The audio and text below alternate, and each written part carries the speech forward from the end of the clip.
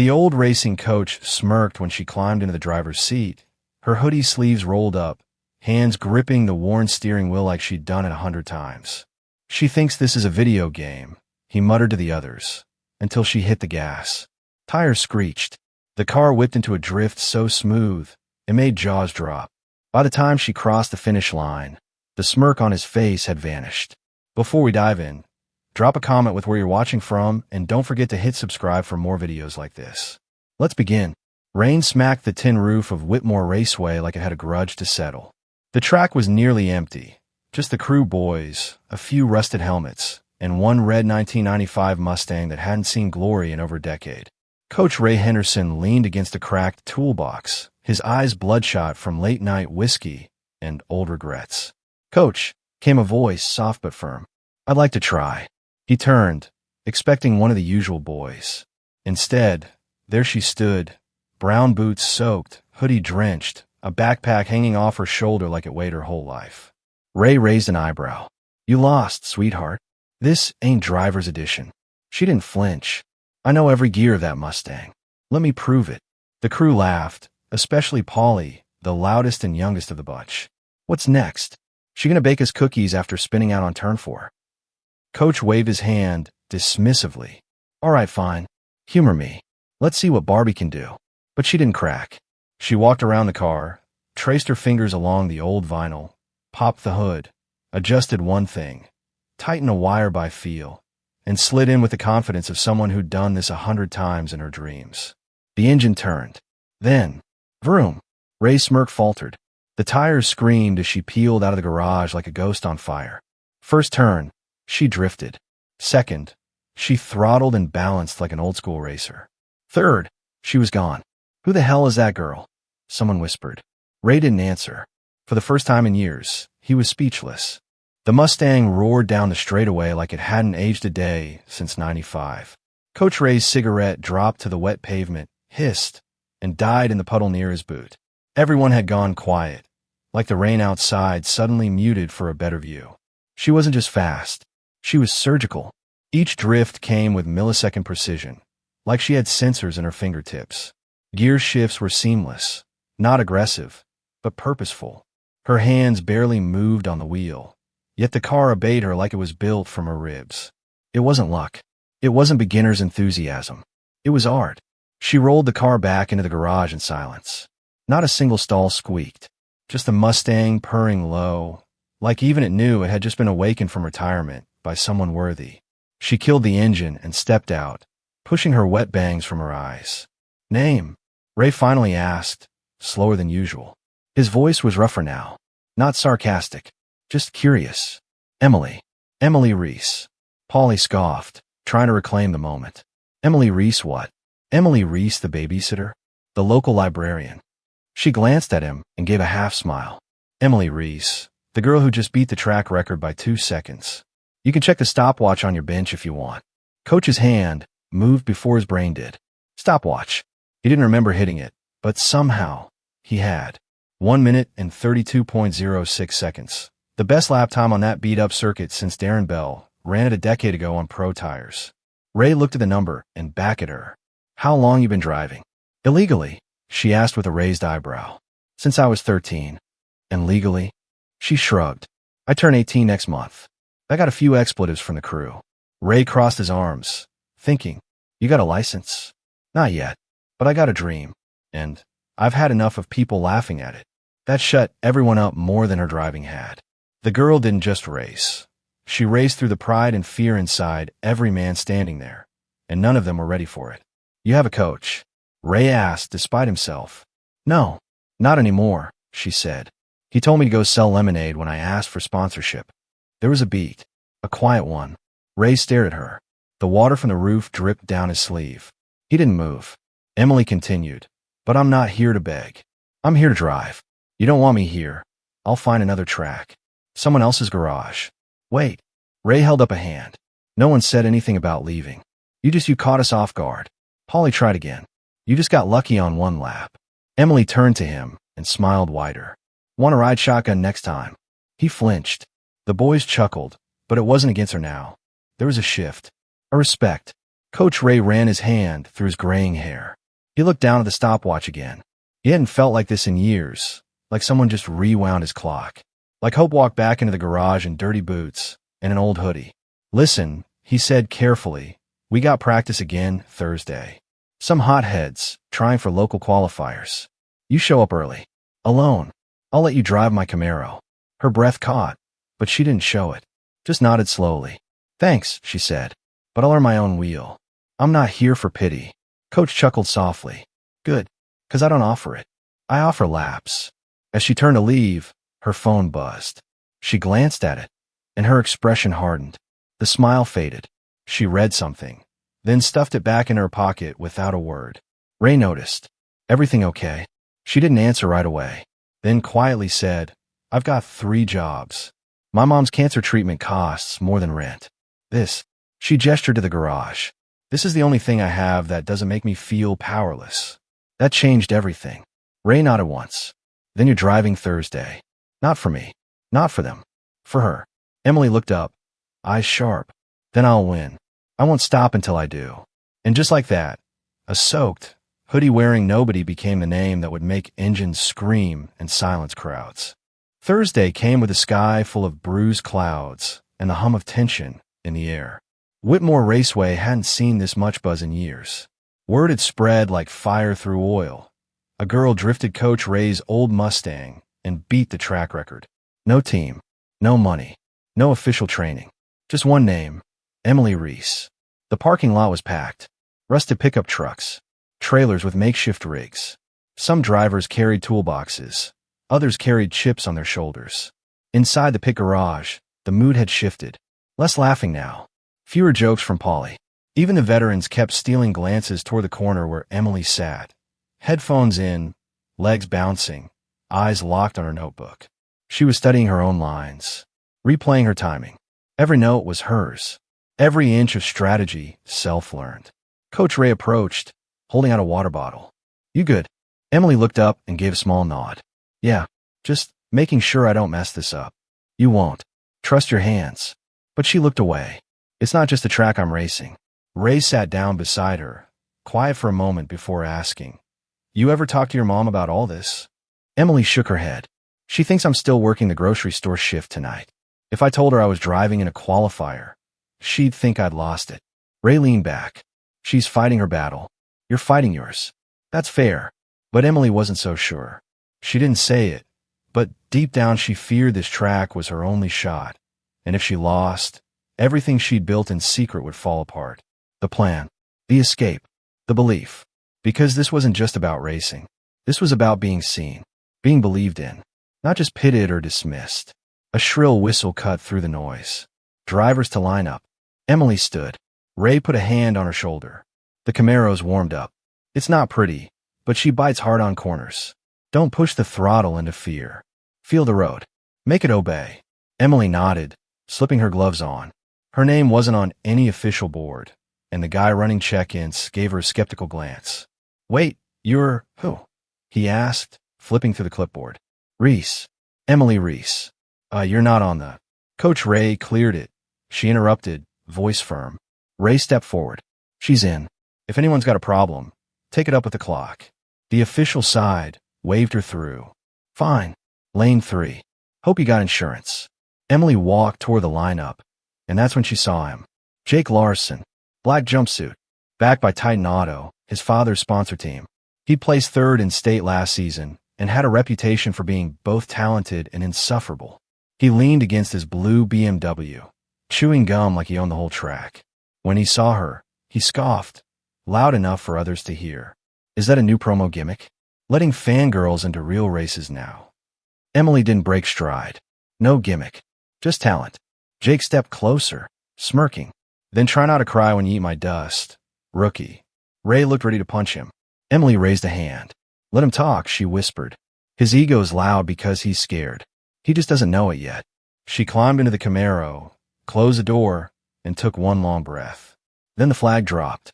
Jake shot forward like a missile, his car humming with expensive tuning. But Emily wasn't chasing him.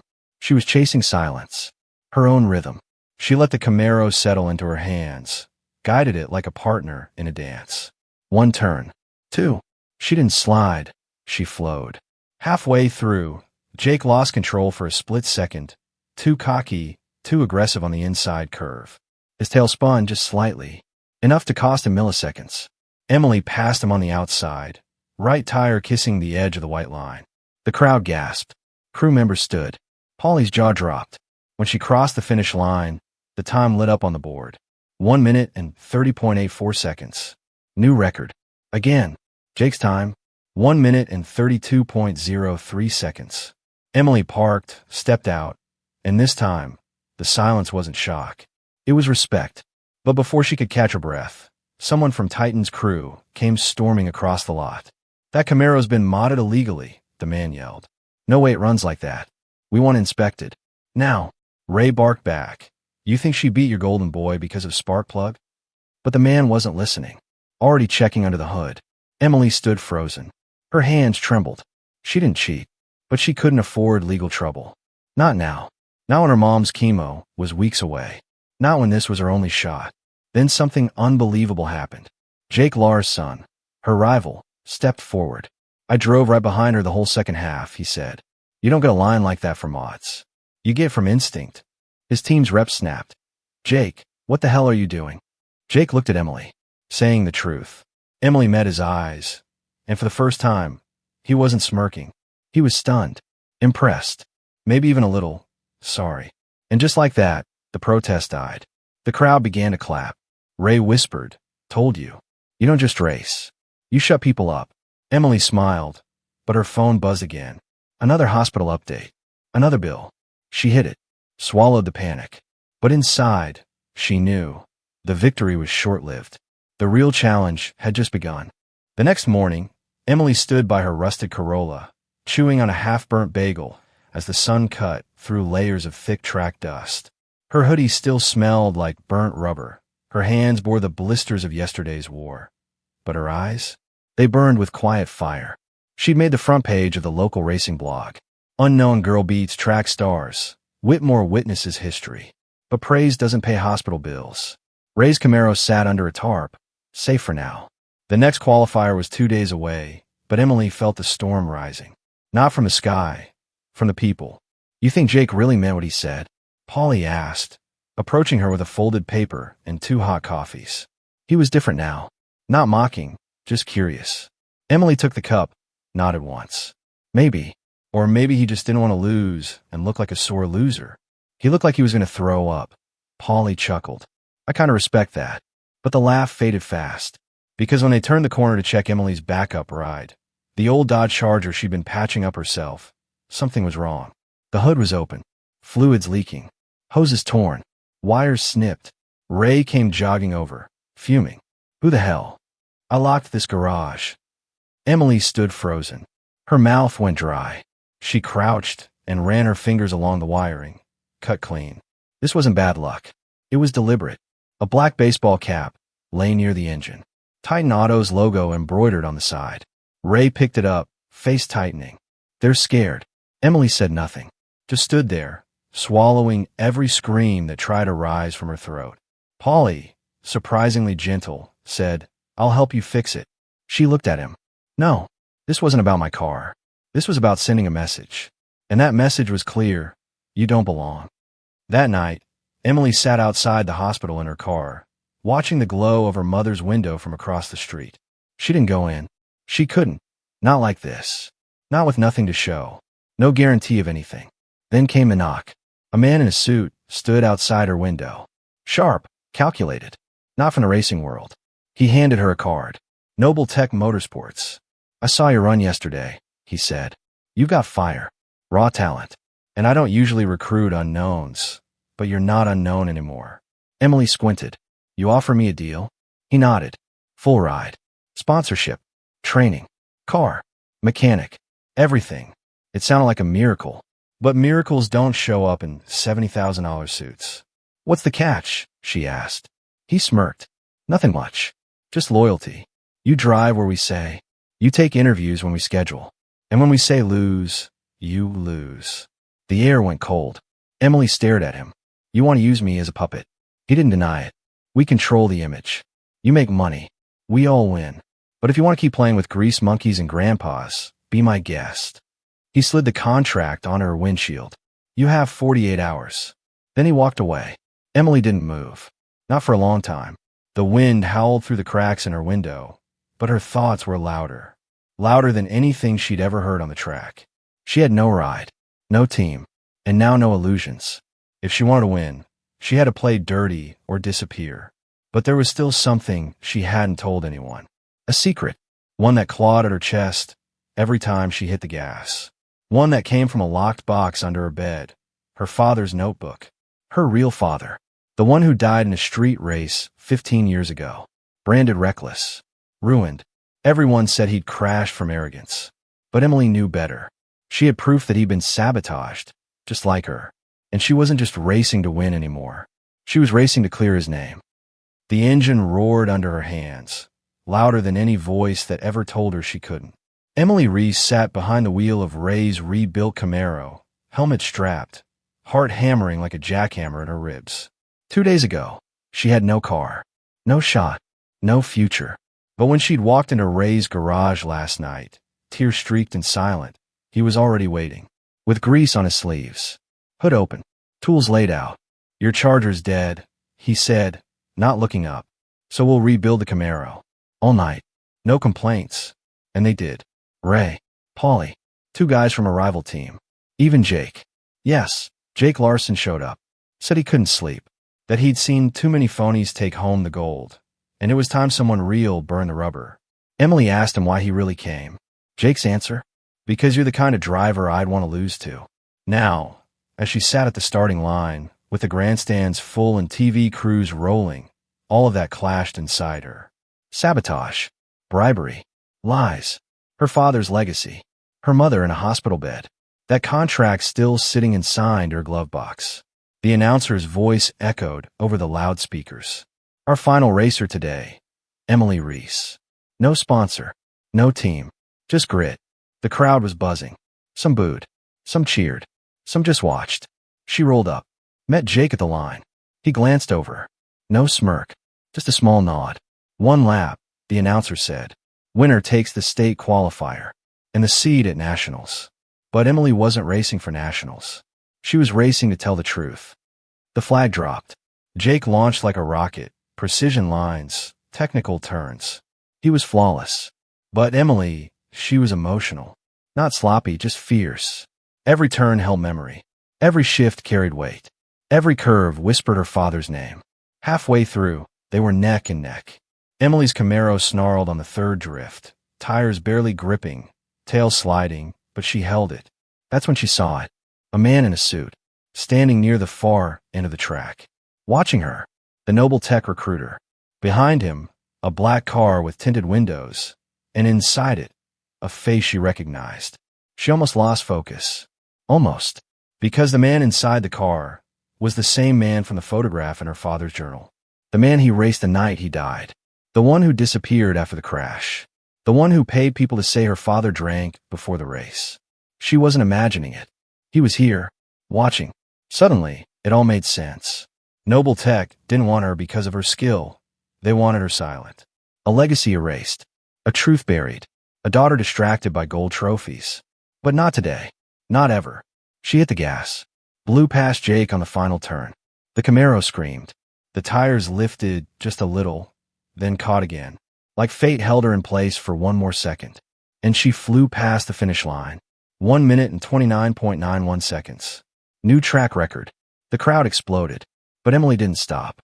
She parked, tore off her helmet, walked across the gravel, straight toward the black car. The man inside rolled down the window. You race well, he said. You kill my father, she replied. Calm, cold. He didn't deny it, just smiled. You're clever, but clever gets crushed. Take the deal. We'll wipe your name across every billboard in the country. Emily leaned in. No, you'll wipe my name off your history books, and I'll make sure the world knows why. She walked away, pulling a folded paper from her pocket, the photocopy of her father's autopsy, the toxicology report. Clean, not a drop of alcohol. Never was. She handed it to a reporter waiting outside the gates. You want a story? She said. Here's the real one. That night, she didn't go to the celebration party. She sat with her mother in the hospital room. The old woman opened her eyes slowly.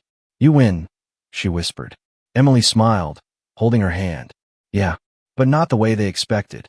"Good," her mom said. "Because your father didn't raise a driver. He raised a fighter." And weeks later, when nationals aired across the country, a story broke that stole the spotlight. Driver who exposed racing corruption wins again. Daughter of fallen legend rewrites the rules. Jake Larson finished second, and he was the first to clap when she stepped onto that podium, not just as Emily Reese, but as the girl who turned every laugh into silence and every silence into legacy.